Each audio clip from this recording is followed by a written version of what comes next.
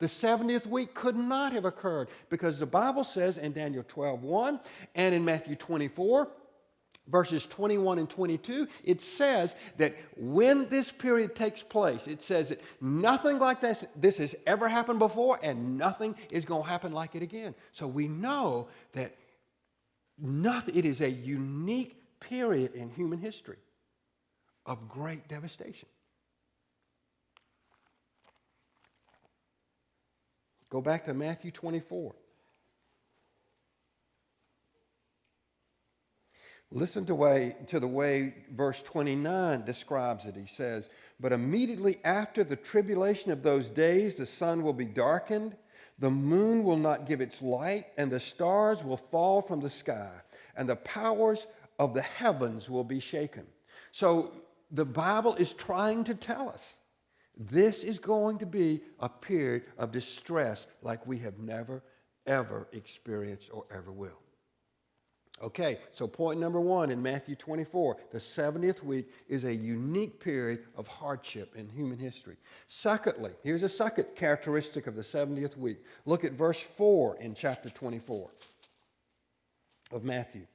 Here's what he says there. "And Jesus answered and he said to them, 'See to it that no one misleads you.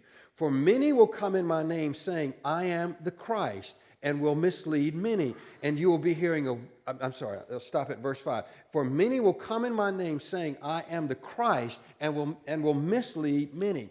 What happens in the 24th chapter of Matthew, we have three separate verses, three separate groupings of verses that tell us in the 70th week, one of the characteristics will be false Christ. Now, don't limit false Christ to simply someone like, what was the guy's name? David Koresh several years ago that said he was the Messiah. Don't limit the meaning of false Christ to an individual making that statement. It includes that statement. It would also include the claims of the Antichrist, which are revealed in 1 John 2, verses 18 through 22. The Antichrist is any person, any group, any religion that basically denies the divinity of Jesus Christ.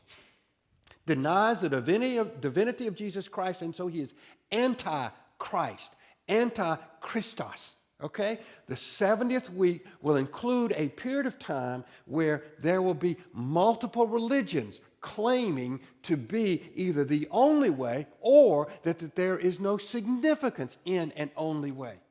That is what the passage is saying. Now, maybe you're saying something like this. Well, Pastor Kip, that's been going on for years and years and years. That's been going on for 2,000 years. Yes, it has.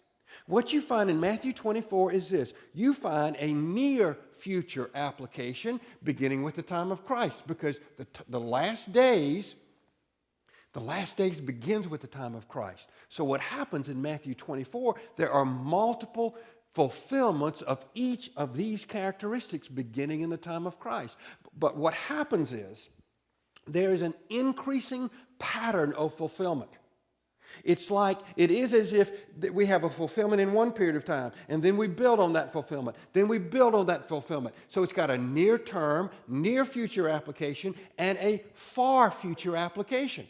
Okay? Because the 70th week, we said, was 7 years preceding the second coming of Jesus Christ. So in that period of time, what will happen is there will be an antichrist and antichrist, plural, claiming to be the greatest of all, greater than Jesus Christ, trumping Jesus Christ.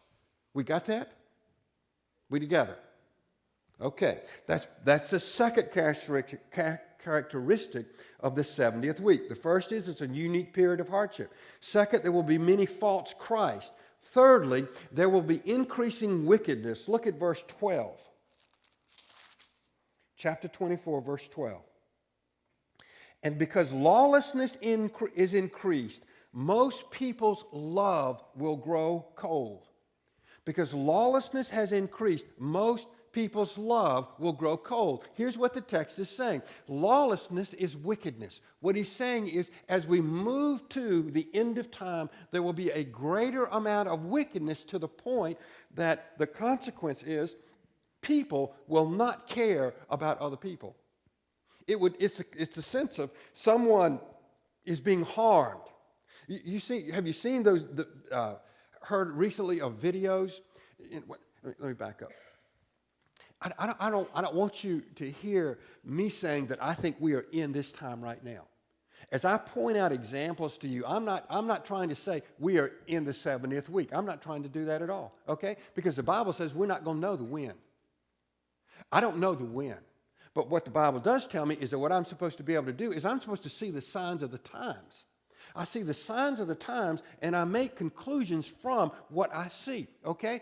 Recently, I saw a video of a teenager who was getting beat. She was getting beaten up by two other girls. It was a teenage young girl. She's getting beaten up by two other girls, and there's a whole band of teenagers all around her, and what were they doing? But they were taking videos, posting them on the internet.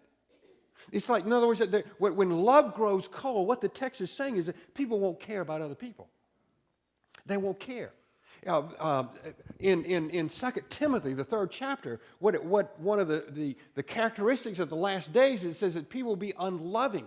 That is a Greek word that specifically means that people within the family context will not have love one for the other. That means parents will not love their children, and children will not love their parents.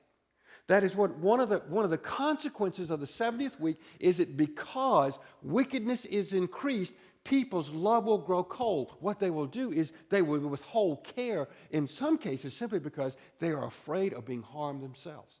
And so they withhold the care as a means to protect themselves and defend themselves.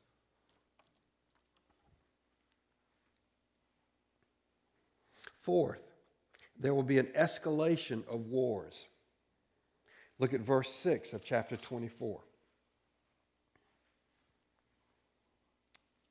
And you will be hearing of wars and rumors of wars. See that you are not frightened, for these things must take place. But that is not yet the end.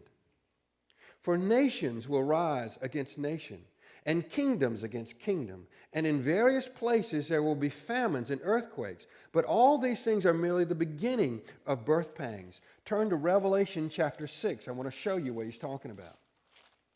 The 6th chapter of Revelation is the passage that the 6 seals are broken by Jesus Christ of the book of the Lamb. And each one of those seals is thought to be an ushering in of some part of the 70th week, okay? Let me show you. Look at the 6th chapter of Revelation. We'll begin with the 2nd seal. And verse 3. Revelation 6, verse 3. And when he broke the 2nd seal, I heard the 2nd living creature saying, "Come." He's saying this to the 2nd horseman. And another, a red horse, went out. And to him who sat on it, it was granted to take peace from the earth, and that men should slay one another.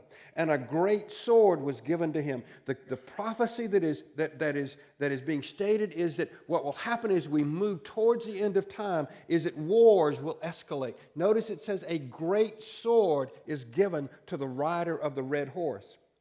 The 3rd seal. And when he broke, verse 5, when he broke the 3rd seal, I heard the 3rd living creature saying, "Come." And I looked, and behold, a black horse. And he who sat on it had a pair of scales in his hand. And I heard, as it were, a voice in the center of the 4 living creatures saying, "A quart of wheat for a denarius, 3 quarts of barley for a denarius, and do not harm the oil and the wine." What's the text saying? Here's what the text is saying. What will happen is we will have increasing levels of wars. And then, of course, what is the consequence of war? Famine. The consequence of famine, when it says he has a pair of scales in his hand, what does that have to do? What is he talking about? He says, don't harm the oil and the wine. And he says barley for a denarius. What is he talking about? He's talking about a period in human history where there will be an economic catastrophe.